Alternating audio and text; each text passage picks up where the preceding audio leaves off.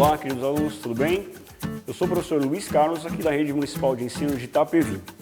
Hoje nós vamos falar da disciplina de língua portuguesa, vamos conversar um pouquinho sobre contos. Contos, a gente lembra sobre história, alguém contando, falando alguma coisa. Quem conta, conta algo para alguém, certo? Mas o que é um conto? O que seria, né, um conto? Se alguém conta algo para alguém, então está dizendo, está narrando. Logo, faz parte aí da tipologia textual narrativa, tá bom? Se é narrativa, nós temos 4 elementos: personagens, tempo, espaço e enredo. Vamos falar de cada uma? Personagens. Ah, essa é fácil, né? Personagens são as pessoas que participam lá das histórias. Peraí. Mas tem algumas histórias que o personagem não são pessoas. Por exemplo, Alice no País das Maravilhas. Tem xícara, colher, carta do baralho. Diferente, né? Tempo. O tempo se refere à duração dessas pessoas nos acontecimentos da história. Ou seja, dos personagens, que eu falei pessoas, né? Nem sempre são pessoas. Espaço. O Buzz está ali, mas não é o espaço sideral, né? É o local onde acontecem os acontecimentos. E a gente sempre reconhece porque o autor, quem está ali contando o conto, diz onde está: na cachoeira, numa praia, numa chácara, numa rede. Esse é o local, tá bom? Espaço. E o enredo? Bom, para quem assistiu Vingadores Ultimato, percebeu que uma história amarrava a outra, que voltava para o passado, que ia... Então, esse é o enredo entrelaçado, a trama toda. Para falar a verdade, é o desenvolvimento do conto. Lembra? Início, meio e fim. A gente não fala mais isso, né? Já é um Pokémon evoluído. A gente fala introdução, desenvolvimento e conclusão. Lembrou? Então, esse é o enredo. Quando a gente fala de conto, a gente sempre fala, lembra, né, em conto de fadas, mas nem sempre um conto é um conto de fadas. Se é um conto de fadas, é a fada que está contando, mas nem sempre é isso. Vamos verificar os outros contos? Ficção científica. O caso do conto da ficção científica, os elementos da história do conto em si não existem na nossa realidade, pelo menos não ainda. Há a possibilidade de existir? Sim, a tecnologia está muito avançada, né? Quer ver só uma? Lá em Star Trek, você conhece Star Trek? O Capitão Kirk, né? Ele pega um aparelho para tentar traduzir o que o alienígena está falando.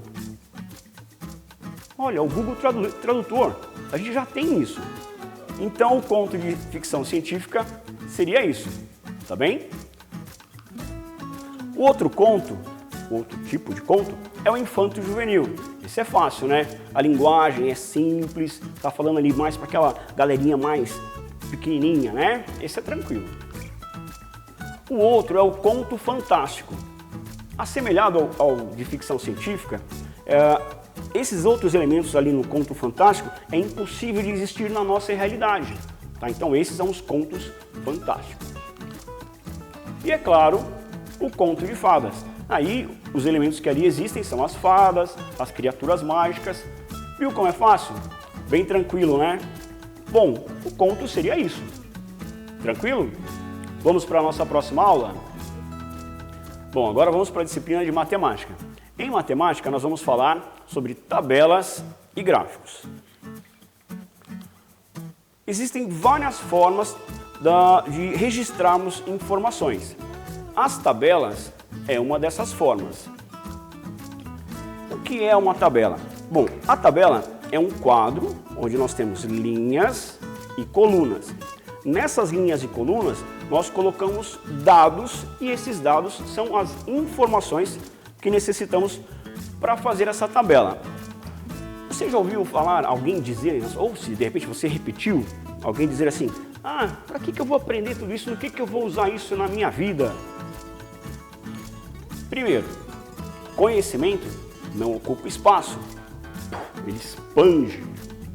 Segundo, conhecimento é liberdade. Daqui a pouco você vai entender que conhecimento é poder, né? Mas isso aí é filosofia, vamos falar disso depois. Com relação à tabela, O calendário é um exemplo de tabela. Perceba, nós temos linhas e colunas. Nas linhas, informações, nas colunas também informações. Isso é uma tabela. Vamos ver isso na prática? Faz de conta que eu trabalho numa papelaria.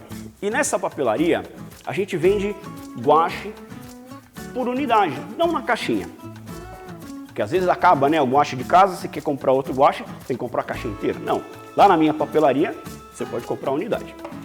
O meu chefe, ele falou assim, Luiz, olha a bagunça que tá essa prateleira. Você pode organizar isso para mim numa tabela?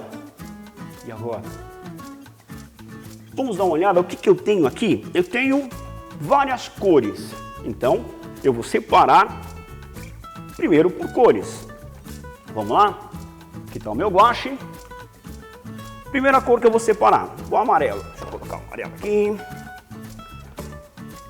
Pronto. Azul. Azul, rapidinho. Pronto. Verde. Preto. Próximo. Vermelho. E só sobrou o preto. Pronto. Organizadinha a minha prateleira, né? Mas e agora? Agora eu quero fazer a minha tabela. Então, eu vou escrever lá cores, que é o que eu estou discriminando, e vou colocar uma cor por vez. O amarelo, o azul, o verde, o vermelho e o preto. Fácil, não é? Mas e agora? O que mais eu tenho aqui além das cores?